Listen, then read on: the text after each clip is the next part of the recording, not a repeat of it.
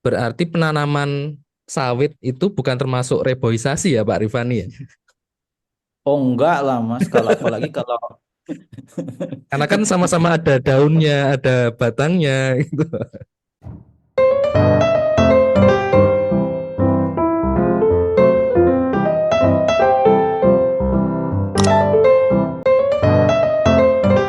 Jadi nanti kita akan ngobrol banyak hal tentang deforestasi tentunya. Karena di bulan Januari kemarin, ini sudah masuk ke bulan Februari ya.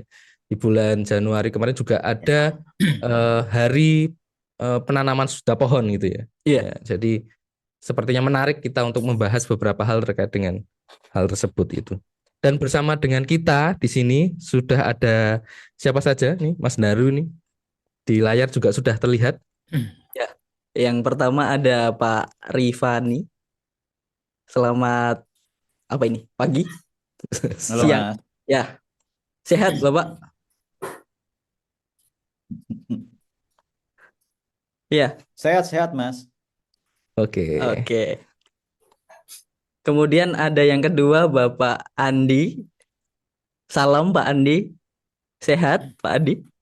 Oke, Alhamdulillah sehat. Selamat siang semuanya, teman-teman. Selamat Selamat siang. siang. Senang sekali di sini sudah bergabung dengan ngopi narasumber-narasumber yang luar biasa. Ada Pak Rifani Nur, ini dari Yayasan Capa ya Pak Rifani ya. Iya, Betul. ada Pak Rifani Nur dari Yayasan Capa dan juga Pak Andi, ini eh, seorang expert ya, Dari ya, ah, yang ter- pegiat aja, tidak expert.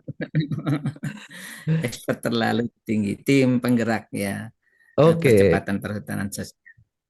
Iya, ya, terakhir di TP3PS ya Pak. S, Ya, iya, tim tim penggerak percepatan cepatan perhutanan ya. sosial. ya Pak Andi ini fokus terkait dengan penguatan lembaga masyarakat dan pemberdayaan berbasis komunitas, rencana pengembangan proyek, rencana strategis untuk pengembangan bisnis berbasis sumber daya alam, pemantauan dan evaluasi proyek, dan desainer master plan pengembangan wilayah terintegrasi berbasis kehutanan sosial. Ya, tentunya ini sangat cocok dengan nanti apa yang kita bahas itu ya. Ya, tadi Eh, sudah diawali dengan deforestasi. Kira-kira apa sih sebenarnya? Karena mungkin banyak yang belum tahu apa itu arti dari deforestasi itu. Mungkin Pak Rifani boleh menjelaskan terlebih dahulu untuk apa sebenarnya deforestasi itu, Pak Andi. Silahkan Pak Andi. Pak Rifani, maaf. Oh, Adib, ya. baik, baik. Secara umum, deforestasi itu adalah peralihan dari kawasan yang dulu hutan menjadi tidak berhutan secara permanen gitu. Jadi dulu mungkin hutan yang banyak kayunya, terus kemudian berganti gitu ya dengan eh, apa dengan tanaman-tanaman yang lain yang non kehutanan. Nah, Hmm. biasanya peralihannya ke tanaman perkebunan. Tadi kan disebut misalnya Presiden menyatakan pohon sawit kan juga pohon. Nah, tapi di dalam konteks deforestasi itu definisi tersebut pemahaman tersebut itu justru adalah bagian juga dari deforestasi karena itu bukan tanaman kehutanan ya. Jadi mengganti kayu menjadi eh, sawit itu bagian dari proses deforestasi gitu. Juga tambang misalnya gitu ya. Aktivitas yang lain pertanian, transmigrasi juga ya dalam konteks Indonesia gitu. Itu juga bagian dari deforestasi. Memang secara legal deforestasi itu ada yang direncanakan yang planned ya, ada yang unplanned. Jadi ada yang tidak direncanakan. Jadi yang direncanakan biasanya Kementerian Kehutanan, dulu Kementerian Lingkungan Hidup dan Kehutanan gitu. Itu udah merencanakan misalnya tahun ini yang dibuka berapa misalnya dan diberikan alas legal konsensi, misalnya untuk HPH, hutan tanaman industri. Kita pernah mengenal zaman HPH gitu ya. Jadi diperbolehkan di tahun waktu zaman Orde Baru itu masa jaya-jayanya HPH, itu kan banyak sekali puluhan juta hektar eh, hutan itu diambil kayunya gitu. Dan itu legal gitu, diperbolehkan gitu secara hukum. Jadi itu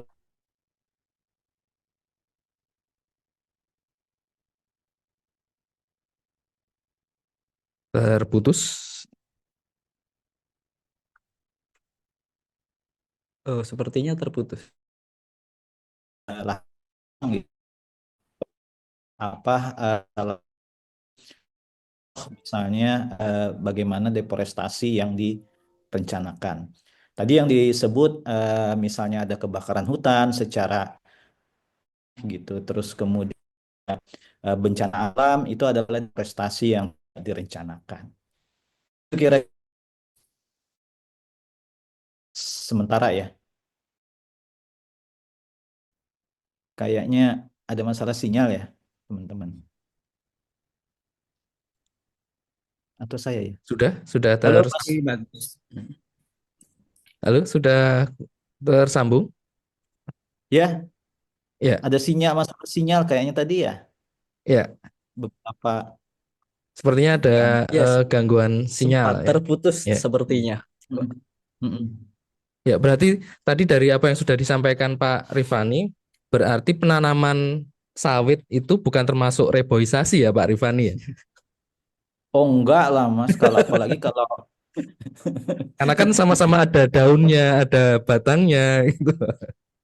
iya, tidak semua jenis tanaman itu bisa untuk apa secara teknis itu bisa apa namanya melakukan restorasi atau reboisasi gitu. Kan tujuan restorasi atau reboisasi itu adalah untuk mengembalikan fungsi ya, fungsi ekosistem yang hilang akibat proses deforestasi misalnya.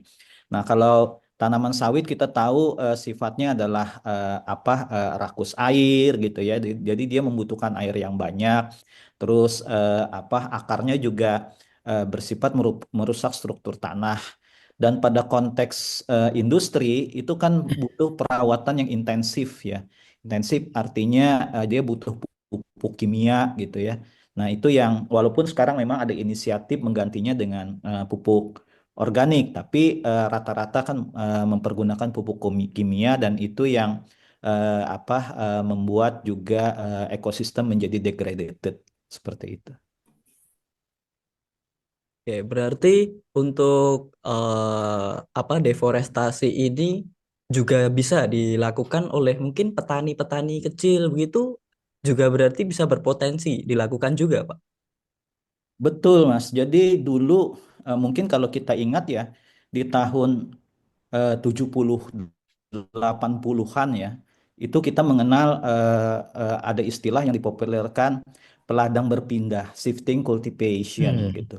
Jadi teman-teman peladang berpindah ini yang masyarakat adat itu dituduh sebagai pelaku deforestasi gitu. Jadi padahal kan mereka kecil-kecil aja itu buka lahan terus dibakar dulu ya, dibakar gitu untuk mengembalikan unsur haranya, sistem gilir balik ya istilahnya itu dengan berbagai macam istilah di tingkat lokalnya, tetapi kan lebih populer dikatakan peladang berpindah dalam tanda kutip nih, ini istilah yang stigmatik menurut saya, atau sistemnya gilir balik. Nah itu yang dituduh tuh, dituduh sebagai pelaku deforestasi. Sementara yang karena kenapa mereka dituduh itu kan karena mereka memang melakukannya berdasarkan budaya setempat, tidak dialasi oleh legal. Sementara kan di satu sisi kita melihat puluhan juta hektar perusahaan-perusahaan diberikan konsensi. Nah, itu tidak dikatakan dulu sebagai penyebab deforestasi karena persoalannya hanya adalah legal dan ilegal seperti itu. Ada alas hukumnya dan ada tidak ada alas hukumnya. Jadi memang ada juga tuduhan gitu ya kepada petani-petani kecil, masyarakat adat sebagai pelaku deforestasi karena melakukan praktek-praktek peladang berpindah. Memang ada juga beberapa kasus misalnya eh, pembukaan perkebunan sawit misalnya di dalam kawasan hutan oleh petani gitu ya. Nah, inilah yang mungkin nanti Mas Andi bisa banyak berkisah tentang ini. Kementerian pemerintah dengan Kementerian Lingkungan Hidup dan Kehutanan dulu mencoba memberikan terobosan, memberikan aksi korektif bagi lahan-lahan sawit yang dikelola oleh petani di dalam kawasan hutan itu diberikan alas legal misalnya dengan perhutanan sosial gitu. Dan kemudian diberikan pendampingan untuk jangka benah gitu. Jadi bagaimana secara perlahan sawit di dalam kawasan hutan dikelola oleh petani gitu, petani-petani kecil itu bisa kemudian dialih fungsi lagi menjadi hutan gitu. Tapi ini memang satu proses yang tidak mudah. Tapi saya ingin menggarisbawahi bahwa ada upaya untuk mendampingi petani untuk kemudian memberikan terobosan terhadap persoalan yang memang sesuatu yang nyata bahwa petani menjadi satu bagian kan tuduhan terhadap deforestasi Hmm. seperti itu. Oke, karena tadi disebut soal masyarakat adat ini, yang sering terlupakan oleh pemerintah khususnya, karena pemerintah seringkali melihat hutan itu hanya sebatas di dalam peta saja, namun tidak melihat apa yang ada di dalamnya, seperti halnya masyarakat adat. Nah, ini nanti mungkin eh, bisa minta tolong untuk dijelaskan oleh Pak Andi. Jadi, apa saja dampak dari deforestasi ini, khususnya terhadap masyarakat adat itu sendiri?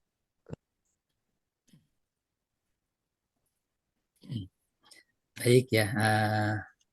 Halo teman-teman semuanya. Yang terkait Ya. dengan dampak deforestasi memang secara umum itu kita bisa melihat karena di dalam konteks deforestasi ada hilangnya ya fungsi-fungsi atau peranan apa namanya ekosistem yang ada di dalam hutan. Maka orang-orang yang terkait di dalam sekitar kawasan tersebut juga memiliki dampak yang luar biasa ya terkait dengan kehidupannya dan lain-lain. Kalau kita berbicara tentang hutan, terus kita coba lihat hutan dikonversi menjadi misalnya gundul ataupun hutan dikonversi menjadi perkebunan, ada banyak hal-hal yang berubah terkait dengan lingkungan, environmentnya, sumber air, termasuk hewan-hewan, termasuk interaksi masyarakat yang ada di sekitar hutan dengan kawasan hutan.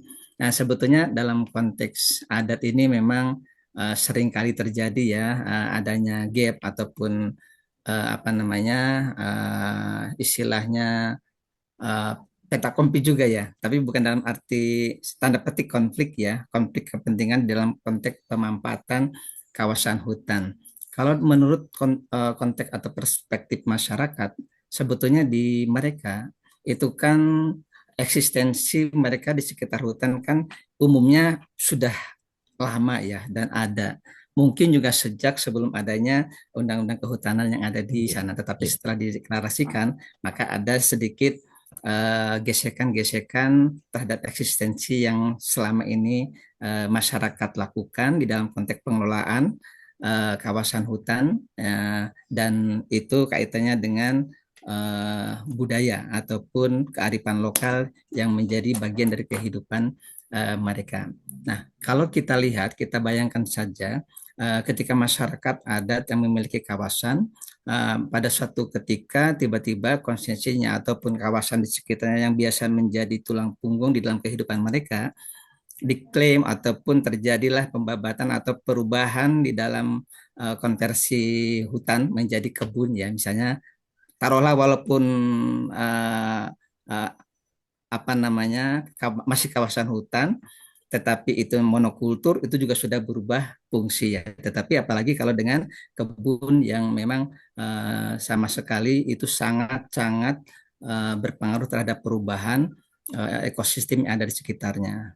Sehingga dampak negatifnya adalah bagaimana mereka juga merasa kesulitan di dalam melakukan aktivitas kesehariannya yang tadinya dia akses ke hutan, memanfaatkan kawasan di dalam konteks pengembangan. Kalau tadi ada gilir balik itu dari hutan masuk menuju kebun, walaupun bentuknya sebetulnya masih istilahnya eh, arealnya tetap berhutan ya, tidak menjadi terbuka dan lain-lain. Kalau biasanya mereka begitu, mereka tanam, ketika ditinggalkan mereka tanam dalam bentuk buah-buahan dan lain-lain, dan sehingga ketika kembali pun itu apa namanya itu sudah menjadi kebun dan lain-lain. Bahkan di Kalimantan kan ada yang namanya Tembawang yang sampai sekarang itu masih dikelola dan areal tutupan lahannya itu kawasan hutannya cukup bagus ya, walaupun mungkin dalam variasi jenis-jenis berbeda, tetapi variasi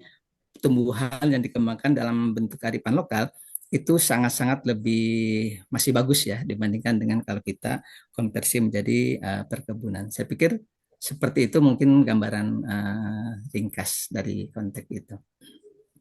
Iya, mungkin saya coba memperdalam lagi tadi Pak Andi membahas soal kawasan begitu. Nah, Ya. soal hutan atau kawasan hutan ini, apakah ada karakteristik tersendiri, Bapak? Jadi, apakah ketika suatu wilayah tutupannya berapa persen dan ada berapa tanaman dan ada berapa hewan mungkin baru bisa disebut hutan, atau itu menunggu penetapan dari pemerintah begitu ketika suatu daerah itu ditetapkan dulu menjadi hutan begitu? Sebetulnya dari perspektif masyarakat, mereka hanya memandang bahwa itu areal hutan, gitu kan, tidak dalam konteks kawasan ya. Nah, tetapi kalau dalam kawasan hutan kan kita kembali ke regulasi kalau kita mau merujuk kepada kawasan hutan, regulasi yang di apa namanya ditetapkan oleh pemerintah sebagai sebuah kawasan hutan memang sudah ditetapkan di dalam konteks regulasinya.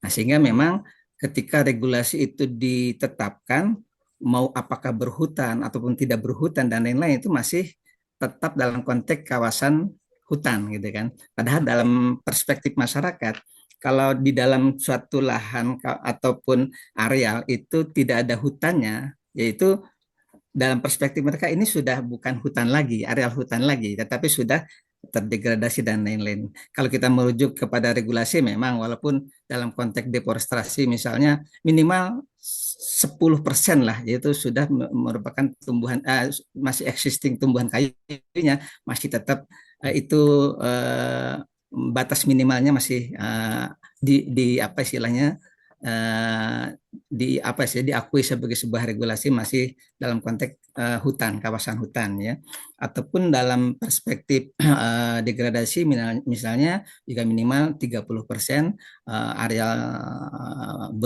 area berhutan atau tertutup pohon-pohon itu masih bisa dikategorikan sesuatu hal yang masih bisa dikategorikan sebagai itu.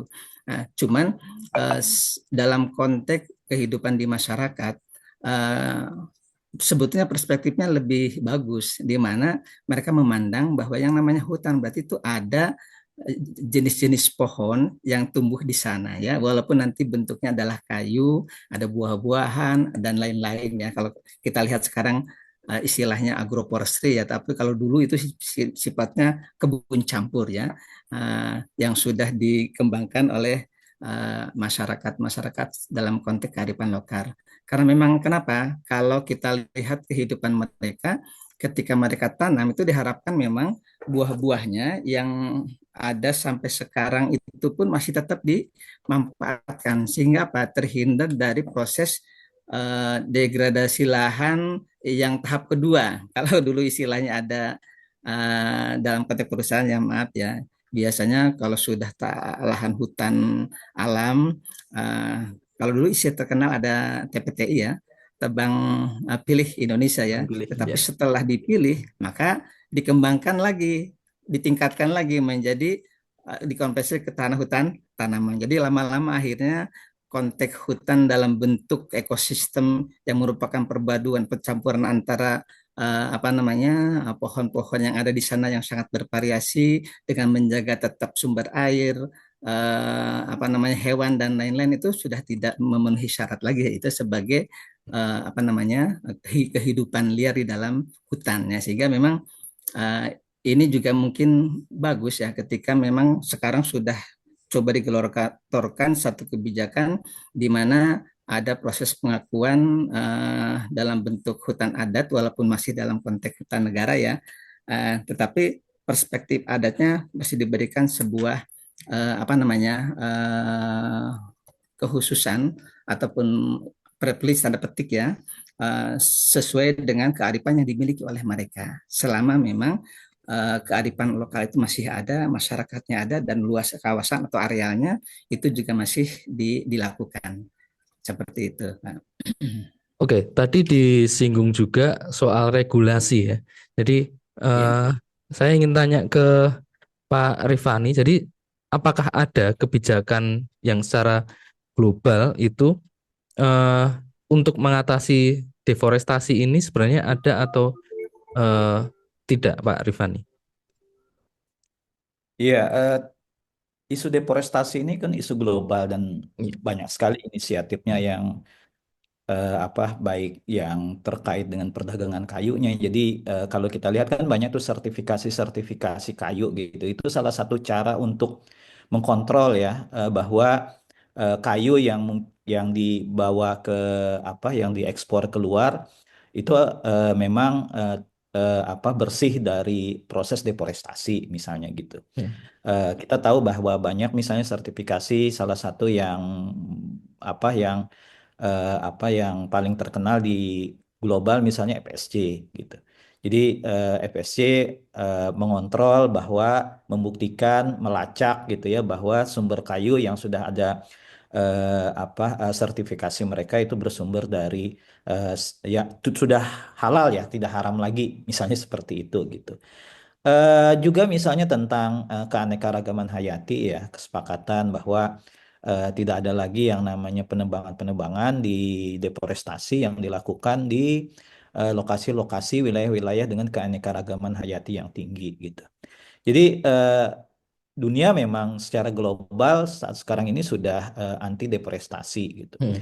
Cuma memang kan kembali lagi bahwa eh, apa eh, kenyataan di lapangannya kita masih melihat bahwa ada praktek-praktek pengalihfungsian lahan ya. Jadi alih fungsi lahan ini memang menjadi satu dilema ketika ada pembangunan yang memang membutuhkan lahan sebagai salah satu kawasan yang dituju untuk pembangunan. Misal yang paling bisa kita lihat sekarang contohnya adalah food estate misalnya ya, Mas ya gitu ya. Jadi dengan alasan bahwa dunia sekarang ini membutuhkan pangan, kita berada pada fase krisis pangan, akhirnya hutan yang dulu kawasan-kawasan berhutan dialih fungsi menjadi kawasan pangan gitu. Atau juga tambang misalnya seperti itu ya. Jadi kita tahu bahwa di hutan-hutan yang masih perawan, hutan-hutan primer gitu, itu kan banyak menyimpan yang namanya kandungan energi, kandungan tambang, misalnya seperti itu, yang dialihfungsikan menjadi kawasan tambang. Sebetulnya sih menurut saya eh, proses deforestasi ini untuk pembangunan asal kemudian dia bisa dilakukan secara terbuka, kemudian publik tahu, terus kemudian kalau tambang ada proses perbaikannya kembali gitu ya. eh, Barangkali publik masih bisa mentolerir gitu ya. Tapi kan kita tahu misalnya dulu yang kawasan hutan misalnya di Kalimantan, di Sumatera juga terjadi dengan alasan bahwa pangan, kita butuh pangan gitu. Tiba-tiba dialih fungsi menjadi kawasan pangan, hutannya dibabat. Tapi kenyataannya tidak ada gitu ya food estate yang terbangun dan justru sekarang ini Hmm. beras pun kita masih impor misalnya gitu. Jadi ini kan paradok ya, begitu. Ini paradoks sekali gitu. Jadi antara apa yang disampaikan ketika hutan dialih fungsi menjadi kawasan non hutan kawasan pangan misalnya, tapi tidak kejadian di lapangan seperti itu. Nah, berarti untuk regulasinya kan sudah ada ya Pak Rifani. Kalau begitu Hmm. dengan sanksi internasionalnya bagaimana itu? Dan apakah dari situasi global itu mampu menekan laju deforestasi di Indonesia? Eh, Kadang-kadang kan begini ya, yang saya lihat ya, kebijakan itu kan tidak bisa paralel begitu saja dia berlaku sampai ke tingkat di tapak gitu ya.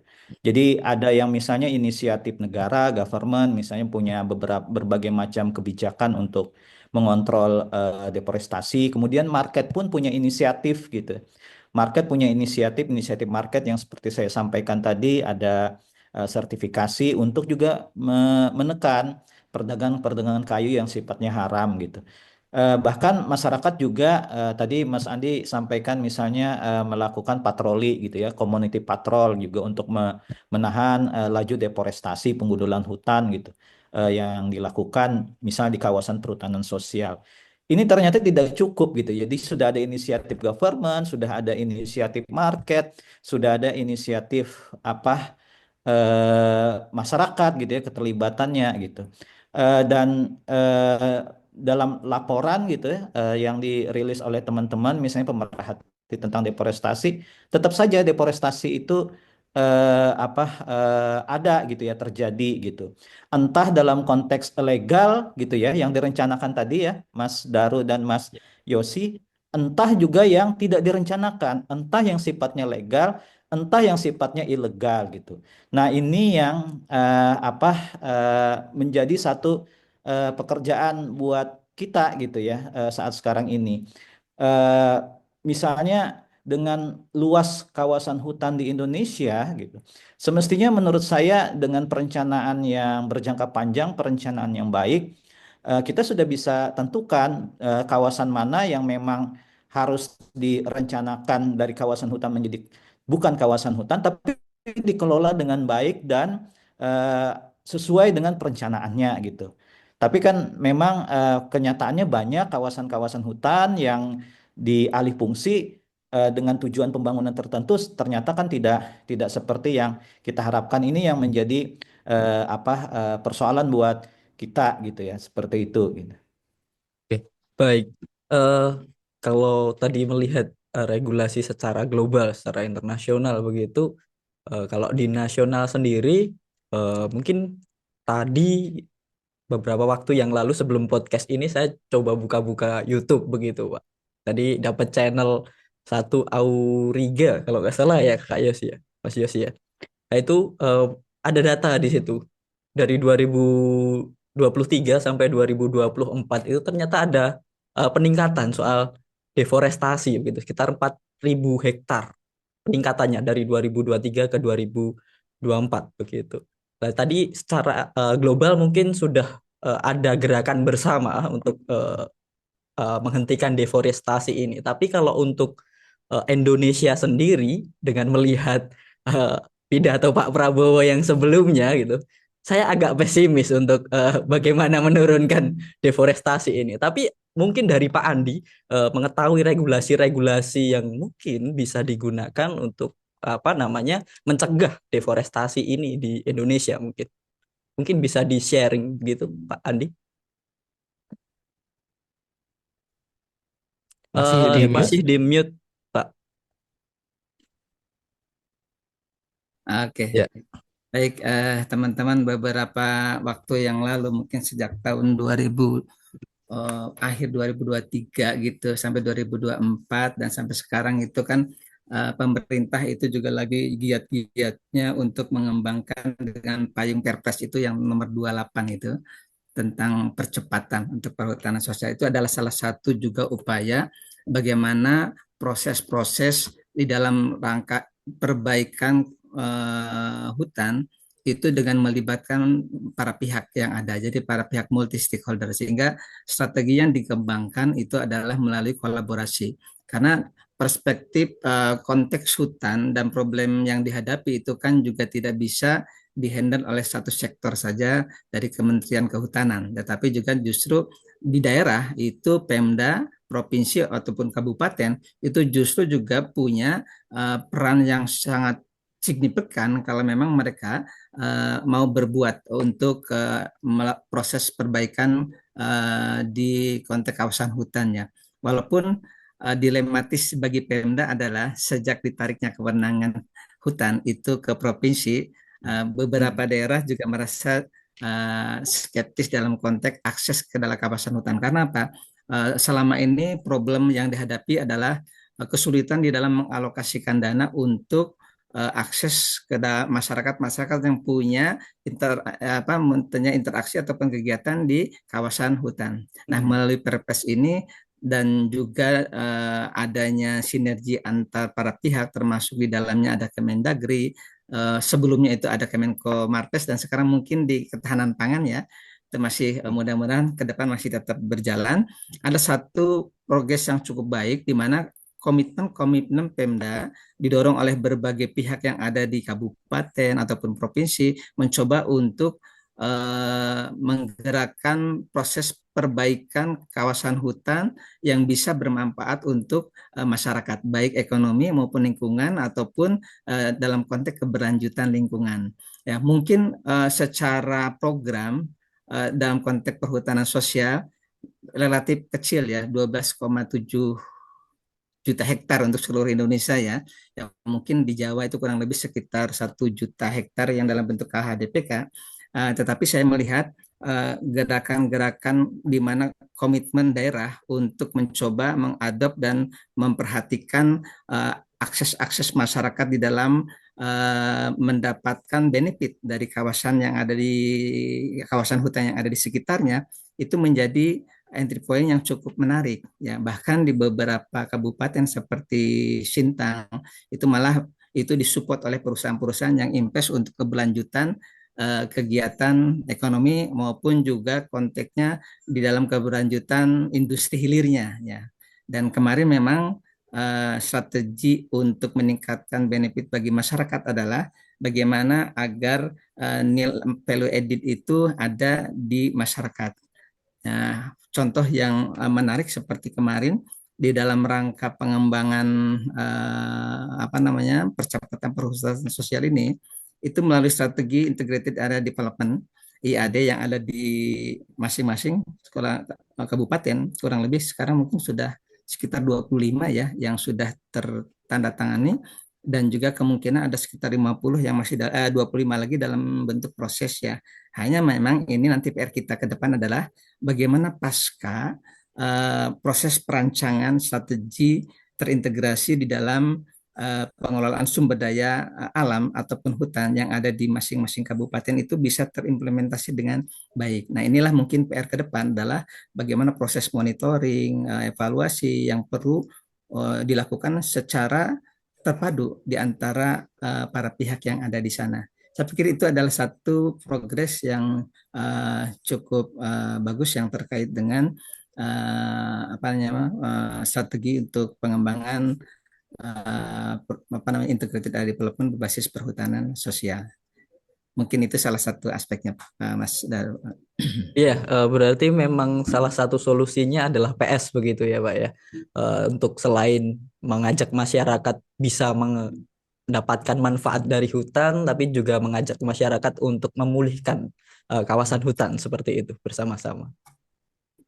Ya, itu juga satu harapan ke depan ya. Jadi hanya memang di beberapa lokasi yang masif dengan konversi perkebunan yang tadi yang disebutkan Pak Ripani tentang keterlanjuran sawit memang masih itu PR besar juga ya untuk kita improve. Karena ketika udah masuk ke zona itu kesulitannya adalah mereka tidak bisa melepas manfaat yang sudah didapatkan dari produktivitas sawit itu sendiri. Jadi padahal di dalam regulasinya memang ada satu integritas, faktor integritas di mana mereka akan mengembangkan variasi pohon-pohon yang ada, dan juga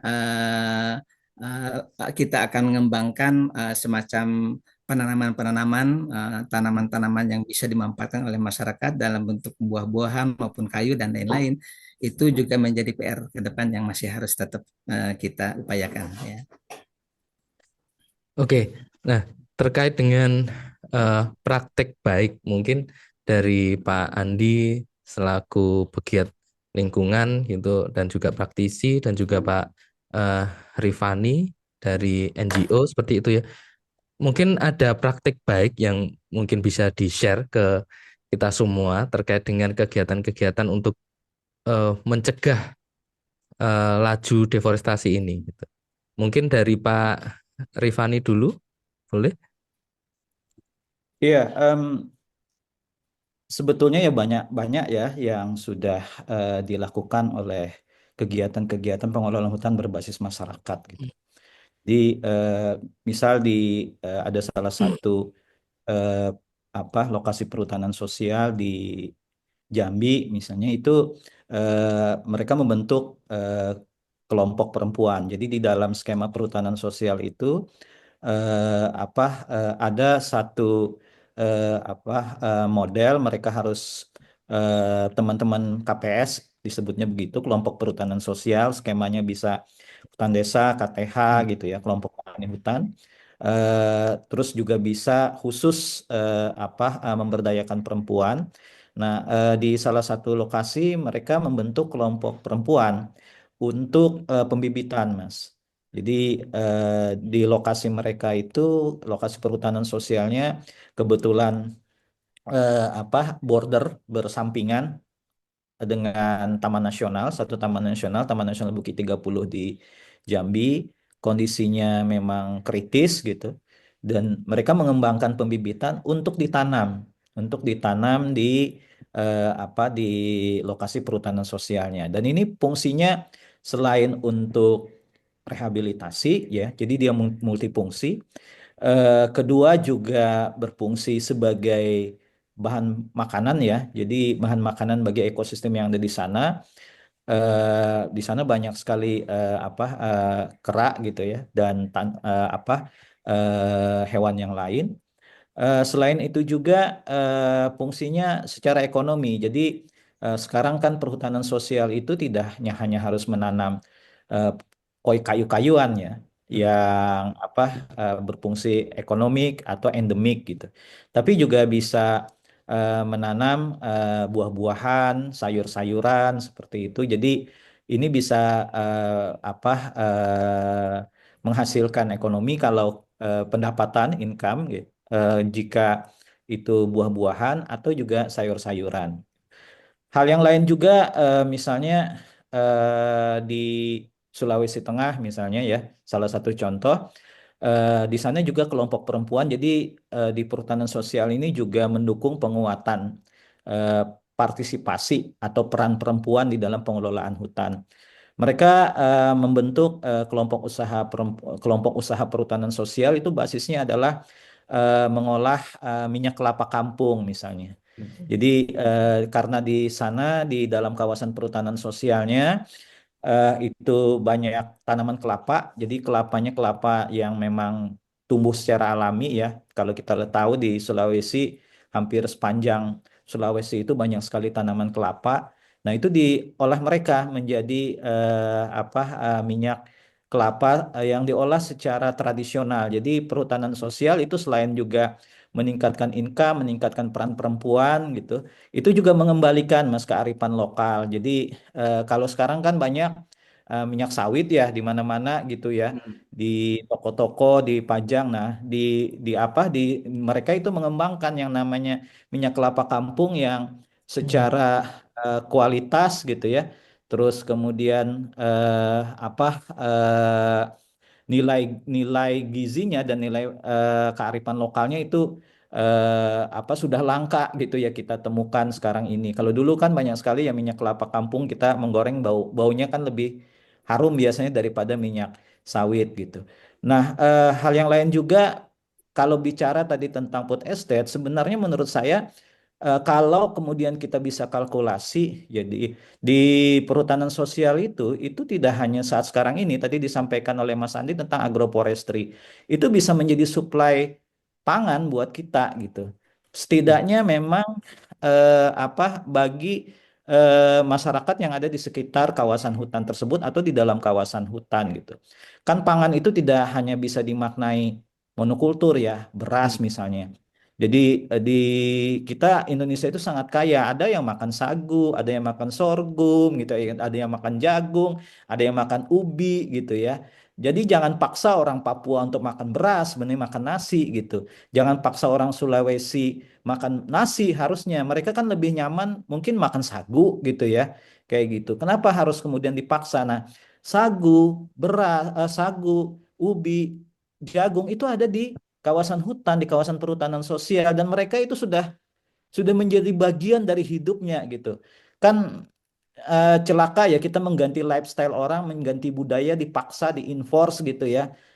Dan dikatakan kalau orang makan sagu itu ketinggalan zaman, tidak berbudaya. Orang makan eh, jagung itu tidak pintar gitu ya. Padahal kan tidak juga gitu. Karena itu adalah budaya budaya mereka setempat. Jadi jangan dicerabut. Justru ini menguntungkan menurut saya ketika kita mengakui bahwa pangan itu diversitasnya sangat tinggi gitu. Dan ini sebenarnya bisa mengurangi beban negara gitu daripada kemudian harus terus impor beras, terus membuka kawasan hutan dengan alasan pangan.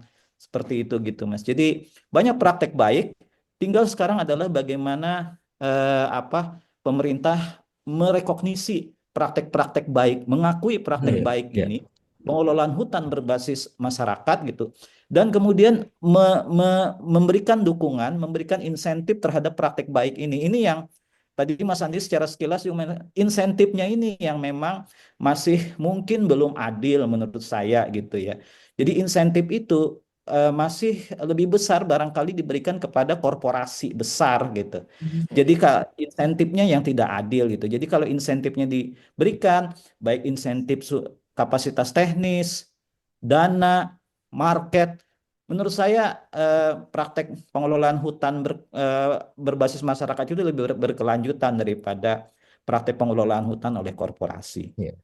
Baik, langsung saja dilanjutkan oleh Pak Andi. Kira-kira ada praktek baik apa nih yang bisa dibagikan untuk kita semua? Eh, saya terkenang dengan satu kejadian ketika saya mengunjungi Garut ya. Garut ada satu orang semacam champion atau lokal champion namanya Pak Haji Ilyas. Dia itu trauma pada suatu saat rumah dan warganya itu kebanjiran ya akibat longsor dari arah gunung. Dan di sana memang gunungnya cukup gundul ya.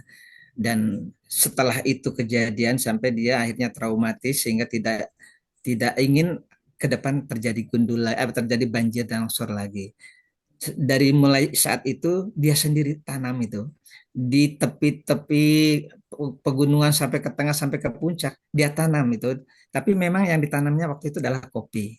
Jadi dia tanam kopi, dia hanya menanam supaya apa, supaya eh, karena di sana tumbuhnya cukup bagus, perakarannya bisa cepat dan juga diharapkan tidak terjadi erosi. Dan itu yang ada di pikiran mereka, di pikiran Pak Haji Ilyas itu sampai akhirnya setiap hari, setiap minggu, setiap bulan dia tanam itu terus tanpa memikirkan untuk apa dia tanam gitu kan. Karena dia waktu itu ya tidak tidak pernah berpikir tentang hasil yang ada, tetapi yang dia punya bibit dan memang itu yang ditanam. Sampai akhirnya hampir seluruh bukit itu tertanami gitu kan. Iya. Apa yang terjadi ketika saya datang ke sana? Dia cerita itu dan sekarang waktu saya tanya berapa luas? Berapa luas? Dia hanya menyatakan kepada saya, Pak Andi silahkan jalan mengelilingi kebun yang apa namanya tanaman yang saya tanam. Kalau satu hari itu bisa kembali itu jago ya. Jadi angkat jempol. Saya perhatikan waktu itu saya hitung-hitung karena saya dulu pernah mengelilingi desa juga di Kuningan ya. Satu hari dari pagi sampai sore kurang lebih sekitar 400-an hektar. Jadi kalau saya desa itu kebetulan memang sekitar 478 hektaran. Hmm. Ya, jadi Pak, kayaknya sekitar di atas 400. Ah ya betul ya, sekitar itulah gitu kan. Dan sekarang dia tinggal memanen manfaatnya ya. Jadi sekarang dia ngembangin kopi dan kopinya cukup bagus di sana ya, dan ngembangin apa namanya pengembangan-pengembangan yang istilahnya tanda petik itu HHBK ya, walaupun pada saat ini memang yang utamanya itu adalah kopi ya. Nah, ini adalah satu best practice yang dikembangkan oleh masyarakat ketika mereka menanam daerah kawasan hutan itu ya. Walaupun waktu itu tujuannya adalah yang penting jangan terjadi longsor lagi. Ternyata ada benefitnya. Artinya apa? Eh, saya melihat bahwa eh, masyarakat perlu peduli dengan areal hutan di sekitarnya. Dan salah satu aspek yang bisa membuat mereka peduli adalah benefit dari kawasan hutan. Jadi Hmm. jangan sampai ada teori juga yang mengatakan bahwa memang kalau memang untuk menjaga hutan maka aksesnya masyarakat harus dikurangi. Tetapi Hmm. justru kalau saya lihat dari perspektif ini, justru kalau masyarakat diberikan akses kepada kawasan hutan dan mendapat benefit secara baik untuk kehidupannya, dia akan memelihara itu. Dia akan pelihara ya. Dan itu satu hal yang mungkin menjadi apa namanya ya, perspektif yang bisa. HHBK itu banyak. Kasus di Nanga Laut misalnya di apa namanya Putus Sibo itu juga dia anu madu ya, memanfaatkan madu dari sekitar kawasan Danau Sentarum ya waktu itu ya. Dan itu cukup bagus. Nah, ketika kita berbicara tentang produk, maka kebutuhan-kebutuhan yang bisa menopang produk itu, maka mereka akan tanam.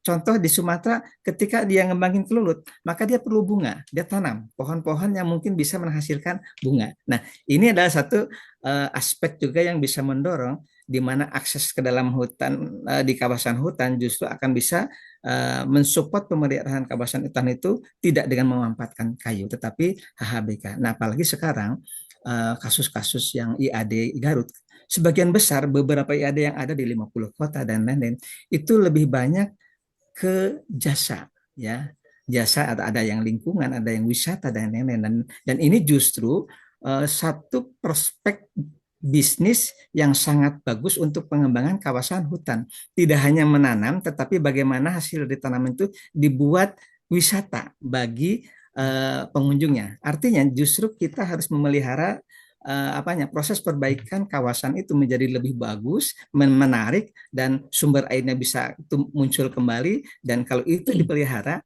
wisata itu akan semakin berkembang. Dan saya pikir ini juga menjadi apa namanya mungkin ke depan bisa kita kembangkan sesuai dengan karakteristik ataupun daya dukung kawasan yang ada di sekitar itu. Kalau saya melihat kebetulan sih di perspektif IAD itu walaupun integrated area development berbasis perhutanan sosial, mereka dalam konteks skala bisnis bisa berintegrasi dengan kawasan di luar kawasan hutan. Jadi dengan APE, dengan lain itu masih bisa. Seperti kasus yang ada di Sintang, itu dia ngembangin dari kawasan hutan di KSDN dikelola Bukit Kelutap itu ya. Nah, dia juga ngembangin integrated bisnisnya dengan rimba gupung ya, rimba gupung yang ada di sana. Nah, itu juga satu hal yang apa istilahnya cukup menarik yang di satu sisi kita bisa memelihara lingkungan kawasan itu dengan lebih baik, tetapi di sisi lain kita bisa meningkatkan benefit untuk masyarakatnya secara lebih lestari. Dan mungkin tidak hanya itu, mungkin bisa ke air, ya air itu seperti terjadi juga di sana di Freshwater Care itu salah satu NGO lokal itu untuk ngembangin produksi albumin, ya albumin. Jadi eh, ikan-ikan yang tadinya adalah ikan-ikan apa namanya yang di sana cukup apa namanya agak langka nih kalau toman ya ikan toman tuh dipakai untuk produksi albumin, dan lama kelamaan kan ini sumber daya alam IT yang ada itu kan akan berkurang karena industri albumin semakin berkembang misalnya. Oleh karena itu perlu ada pengganti, maka dikembangkanlah budidaya misalnya ikan gabus untuk support albumin. Dan ini adalah manajemen pengelolaan kawasan yang di sana ada hutan, sungai, dan sungai merupakan bagian ekosistem yang ada di dalam konteks kawasan hutan dan tetap harus dipelihara. Saya pikir mungkin hal-hal begitu mungkin akan bisa lebih menarik ya, tanpa harus merusak atau mengeksploitasi, justru kita bisa mendapatkan benefit ekonomi maupun lingkungan dari kawasan itu. Seperti itu Baik, mungkin. baik. Mas. Salah satu solusi juga dengan cara memberikan akses kepada masyarakat untuk Ya, mengelola hutan juga.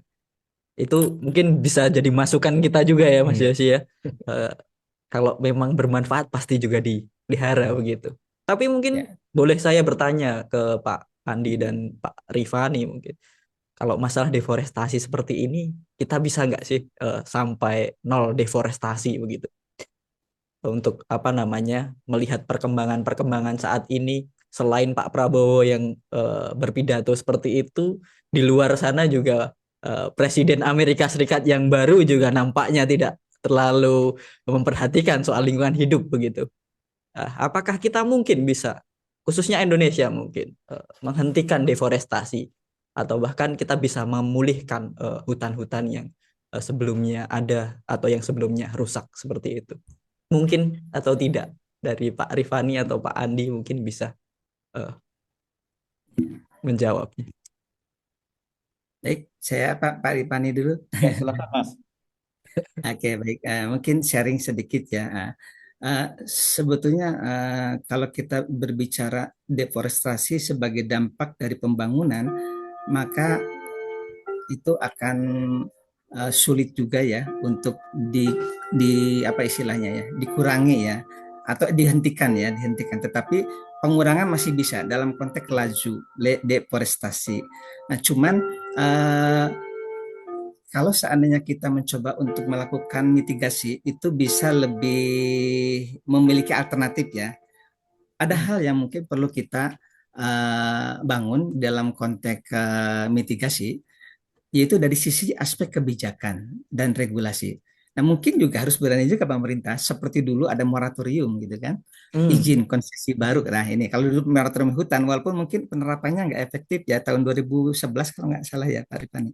Sampai Ya. 2012 ternyata juga masih tetap ada. Tetapi mungkin ke depan juga perlu ada terobosan juga terkait dengan kontrolnya yang harus dikuatkan dalam kaitannya dengan moratorium izin konsesi baru kalau memang itu terkait dengan akses konsesi hutan. Nah, itu ya. Hmm. Jadi artinya memberhentikan pemberian izin ya. Itu yang pertama. Yang kedua mungkin penegakan hukum yang ketat dalam menindak berbagai macam apa namanya kejahatan-kejahatan di luar konsesi, dan banyak juga biasanya kan dulu kalau misalnya konteks HPH, HPH-nya di mana, tembangnya di mana gitu kan. Ini juga atau memberikan akses kepada pihak ketiga untuk bisa mengeksploitasi dan menampung di industri mereka.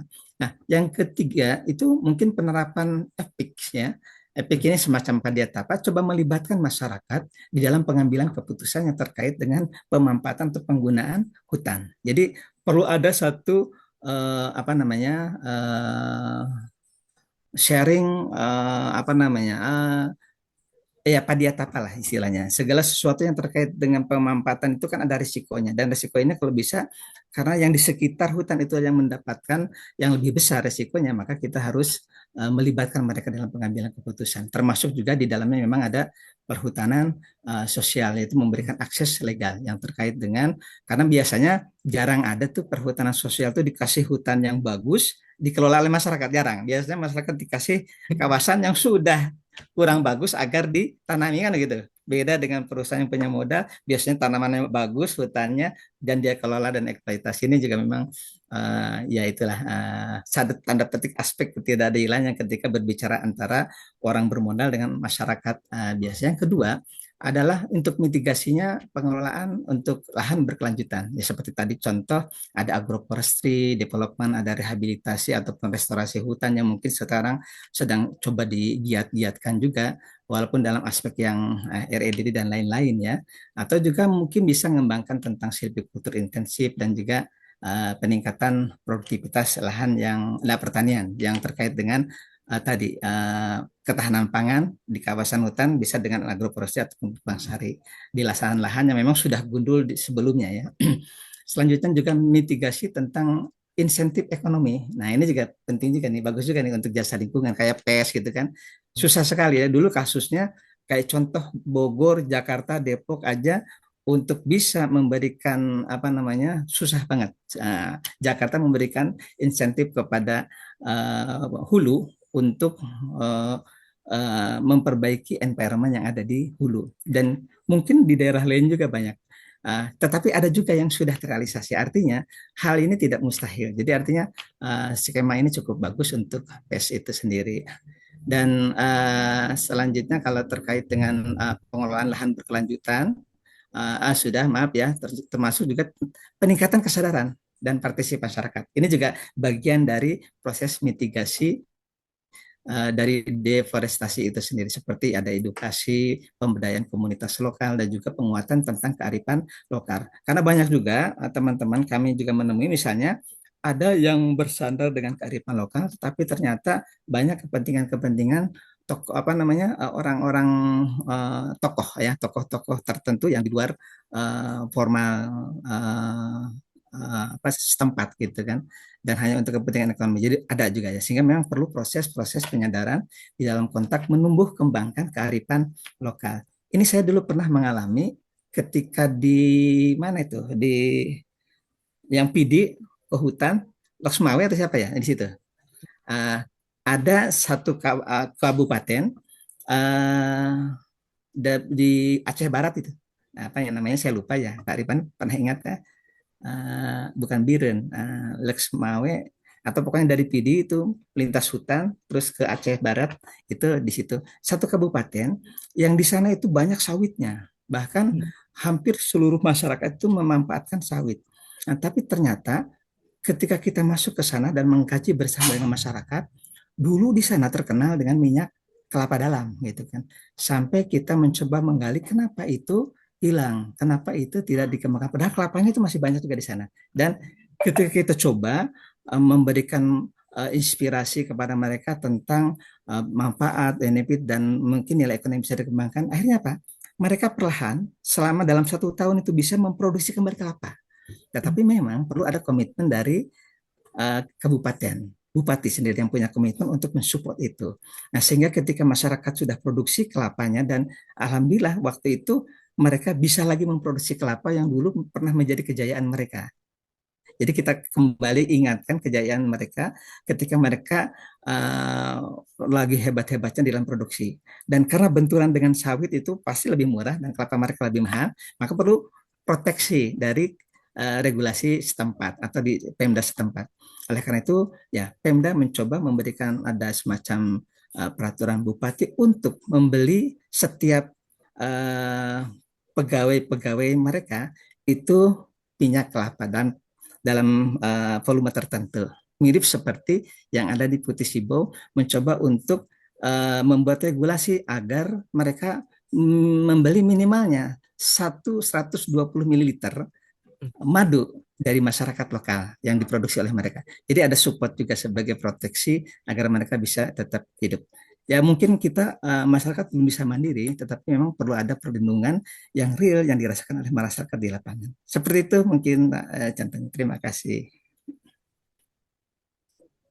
Ya, kalau dari Pak Rifani, kira-kira masih mungkin atau tidak ini di Indonesia bisa nol deforestasi?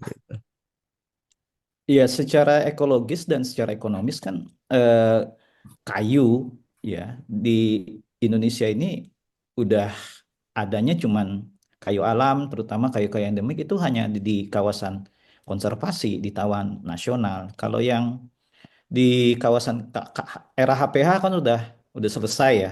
Sudah ya ada yang mengatakan sudah senja lah karena ada beberapa tapi sedikit sekali gitu. Jadi secara praktis secara ekologi sudah kalau kemudian ada yang masih melakukan deforestasi itu justru sangat membahayakan gitu ya.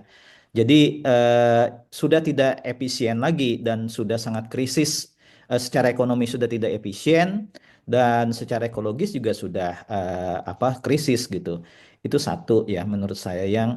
Yang berikutnya eh, sekarang ini kan makanya kalau di Sumatera, Kalimantan, Jawa juga menurut saya sudah tidak mungkin lah ya melakukan deforestasi apalagi yang di kawasan-kawasan yang bukan konservasi gitu.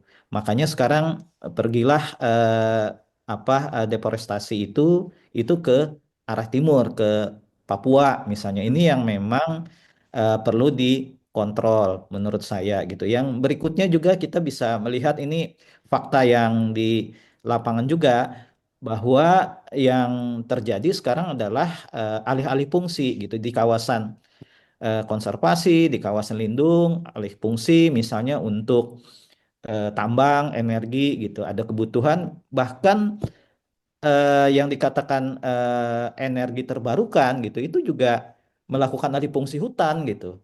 Karena di dalamnya dikatakan ada tambang yang bisa memproduksi satu energi yang sifatnya berkelanjutan gitu. Jadi ini paradok menurut menurut saya gitu ya. Nah, artinya dari apa yang disampaikan Mas Andi tadi sudah cukup baik.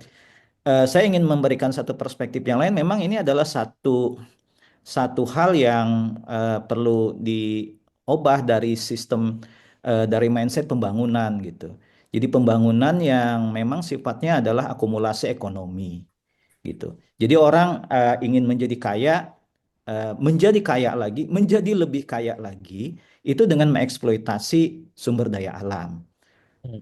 Jadi kalau kalau hal seperti ini pola pembangunan masih sifatnya akumulatif dengan mengeksploitasi sumber daya alam, maka deforestasi itu pasti tidak akan bisa berhenti gitu. Jadi walaupun secara ekologis, secara ekonomi sudah tidak memungkinkan untuk dilakukan deforestasi, itu yang di bawah kayu itu yang sekarang dibongkar Mas gitu. Maksud saya di dalam Ya, tanahnya iya, itu iya, tambang batu iya, bara gitu ya, nikel dan segala macam. Jadi ada yang bercanda setelah kayunya tanahnya juga diambil gitu ya, dirampas dari masyarakat tadi disampaikan oleh Mas Andi, di dalam tanahnya juga diambil gitu. Sungainya disedot juga gitu jadi minuman iya. kemasan gitu jadi habis semua. Nah Hmm. ini proses akumulasi. Nah pola-pola berkelanjutan itu memang harus terus didorong ya menurut saya ini selain memang persoalan pertarungan wacana, pertarungan konsep gitu, itu juga kebijakan juga harus berubah. Mindset terhadap pembangunan yang eksploitatif terhadap sumber daya alam itu juga seharusnya sudah dirombak. Misalnya tadi ada pendekatan-pendekatan bahwa dalam bahasa yang sederhana, Anda bisa kaya, tapi coba deh seimbangkan antara aspek berkelanjutan antara ekologi dan ekonomi gitu ya secara klasiknya gitu. Jadi ada misalnya karbon, walaupun itu juga masih pertanyaan gitu ya, insentif karbon dan segala macamnya gitu. Nah, dan karbon ini juga macam-macam ya, ada yang di dalam kayu, ada yang di mangrove dan segala macamnya. Mungkin ini yang perlu dikembangkan menurut saya ya. Jadi riset yang baik, kemudian juga riset yang partisipatif, artinya melibatkan pengetahuan-pengetahuan lokal masyarakat itu menjadi sangat penting. Jangan sampai juga pembangunan yang dikatakan berkelanjutan itu justru menafikan masyarakat lagi gitu, menampilkan masyarakat lagi. Mungkin kita juga sudah dengar misalnya perdagangan karbon buka ada bursa karbonnya gitu ya, Mas Andi ya gitu ya. Ya bursa karbon itu sangat jauh dari komunitas menurut saya gitu. Jadi padahal pemilik karbon ini menurut saya ada agroforestry, ada hutan adat, kandungan karbon yang baik itu menurut saya di hutan adat gitu, di kawasan masyarakat. Kalau perdagangan karbon ini misalnya yang dikatakan pembangunan berkelanjutan sebagai salah satu cara mengontrol deforestasi, itu dibursakan gitu. Ini semakin jauh lah gitu ya dari kemudian aksesnya terhadap masyarakat. Jadi ini memang menurut saya adalah yang perlu dibongkar juga adalah bagaimana mindset pembangunan yang eksploitatif, tidak berpihak kepada masyarakat. Sepanjang itu masih ada, maka ancaman deforestasi itu pasti akan terus ada gitu. Oke, terima kasih Pak Rifani dan Pak Andi. Satu pertanyaan terakhir. Jadi kalau boleh tadi saya simpulkan, jadi intinya untuk mencegah deforestasi ini adalah harus ada langkah-langkah konkret seperti itu. Nah, kira-kira langkah-langkah konkret apa ini yang bisa dilakukan untuk teman ngopi semua yang melihat ngopi pada saat ini gitu untuk mencegah deforestasi ini gitu. Mungkin dari Pak Andi dulu boleh? Mungkin kalau saya sih taktis saja ya.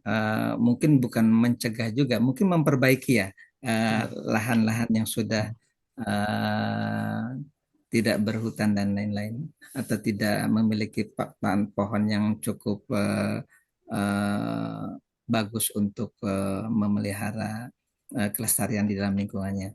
Yaitu menggiatkan menanamnya. Kalau saya melihat dimanapun kita berada, tanamlah apa yang kita bisa Hmm. tanam.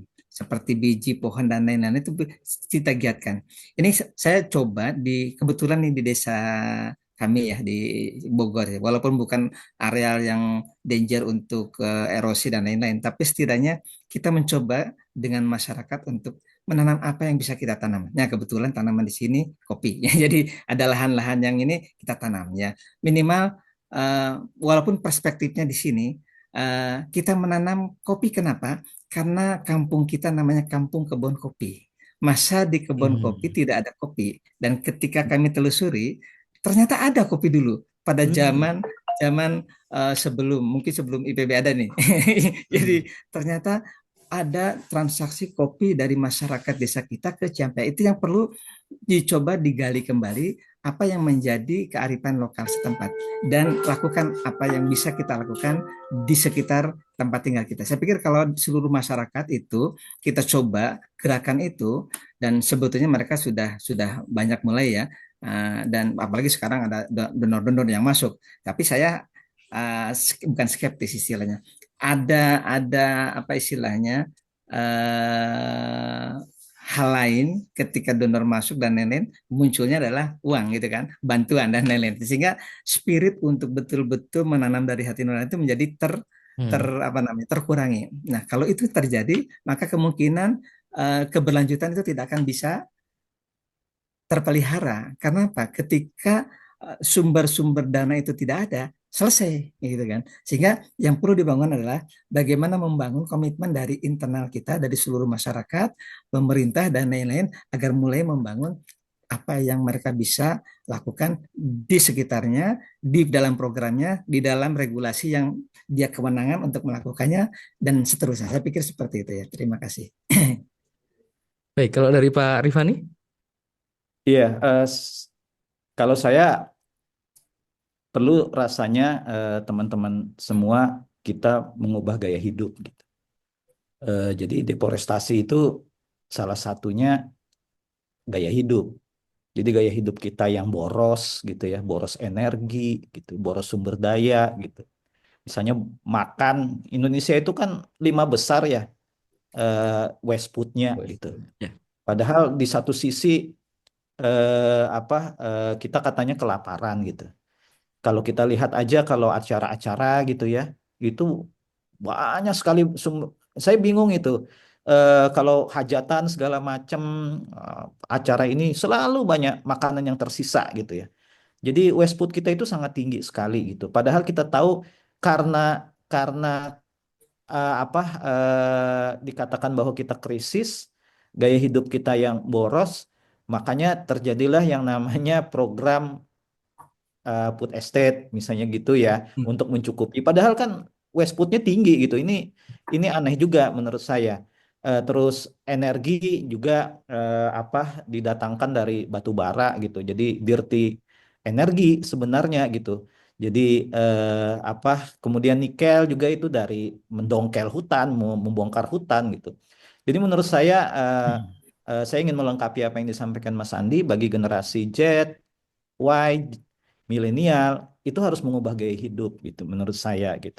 Jadi kurangilah kemudian konsumsi yang boros menurut saya karena itu akan walaupun mungkin barangkali tidak signifikan ya, tetapi dengan kita mengurangi maka perburuan terhadap nikel, perburuan terhadap batu bara, perburuan terhadap lahan-lahan ya dengan alasan untuk mengatasi krisis pangan itu bisa berkurang seperti itu. Jadi gaya hidup kita juga menentukan selain tadi yang disampaikan mulailah dengan gaya hidup menanam, menghargai pohon seperti itu, mencintai lingkungan, tetapi mengubah gaya hidup yang selama ini menurut saya bagi negara yang mungkin under development gitu ya atau menuju development gitu ya, menuju ke yang negara membangun gitu. Itu gaya hidup kita barangkali harus dirubah, memperbanyak misalnya naik angkot, naik transportasi umum gitu. Itu menjadi salah satu lifestyle yang memang harus dirombak menurut saya karena kan kita tahu minyak juga sekarang berkurang, diganti nanti batu bara gitu ya. gas juga sekarang diburu di kawasan hutan dan segala macamnya, dan itu pasti akan menyumbang angka deforestasi. Jadi dengan sedikit mengubah gaya hidup, menurut saya kita secara indirectly itu bisa menyumbang untuk bisa menahan laju deforestasi. Ya, baik. Terima kasih banyak Pak Rifani dan juga Pak Andi sudah bergabung dengan kita semua di Ngopi, Ngobrol Bareng Yapi kali ini. Semoga apa yang kita bincangkan di sini ya itu bisa membuka paradigma kita semua terkait dengan lingkungan gitu dan juga menambah semangat bagi kita semua khususnya teman ngopi untuk kita tadi mulai berusaha untuk merubah gaya hidup gitu karena itu akan sangat berpengaruh luas seperti Ya, itu. betul sekali Mas Yosi. Apalagi beberapa akhir ini masyarakat seringkali dibingungkan. Ada media yang bilang deforestasi itu bahaya, ada yang bilang deforestasi itu tidak apa-apa gitu. Mungkin dengan podcast ini bisa sedikit mencerahkan teman-teman Iya. ngopi yang ada di rumah apa-apa saja dan keadaan seperti apa yang dialami Indonesia saat ini terkait deforestasi begitu, Mas Yosi. Oke, dan sekian dulu ngopi kita kali ini. Terima kasih sekali lagi untuk Pak Rifani dan Pak Andi. Semoga nanti di lain waktu kita boleh bertemu secara langsung di sini. Begitu ya Pak Rifani dan Pak Andi. Harus itu wajib tuh ya Mas Andi. Iya. Kami Kita tunggu Pak sambung. kehadirannya di Solo ya. Sangat ditunggu. Ya. Siap. Insya Allah. Terima kasih semuanya dan sampai jumpa lagi di ngopi yang selanjutnya. Oke. Baik, makasih, sampai ketemu.